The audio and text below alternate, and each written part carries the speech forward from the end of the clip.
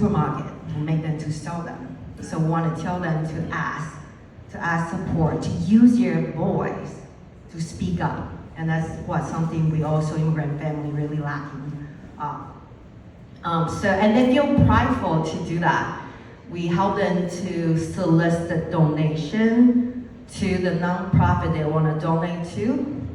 And also, not only they make one doll, they make, my daughter, between two, my daughter, they make 20 doll this. You know, it's a lot of sweat, a lot of crying, and I really turned my little library, the foundation, look like Chinese sweatshop for sure, but everybody make it happen, and they feel so prideful and so proud of what they do.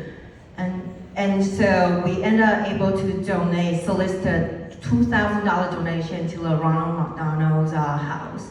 And we also give out 60 dolls to the kids with cancer. So I always thought what kind of question my kids will ask me after the workshop, like 6 months workshop. I always ask them to reflect. I keep thinking they're gonna ask me a question, Mom, is my doll perfect? But actually the question the thing says to me is, Mom, I hope my doll could give those kids courage. And that's the moment I realized AI automatic machine could make perfect, precise doll, but they could never teach them how to care.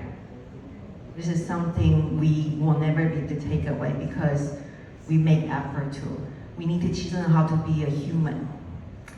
And I always felt like when you guys invite me for this, you ask me about education and AI. I never think AI is the problem the education system has. I think ultimately our education system could improve. It needs to be modernized, right? Because ultimately I feel our 12-year education system might not fit for every student, every kid. And that already happened before AI.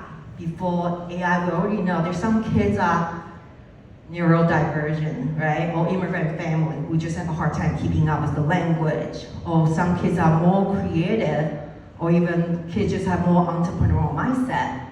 This type of 12-year program, very linear progression, one outcome, one standard outcome, right? Might not work for everybody. And AI just exposed what the education system is already fragile there. They just expose the issues.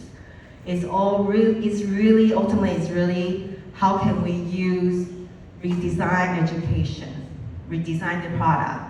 Like, we all have a lot of people in the Silicon Valley, a lot of tech company here.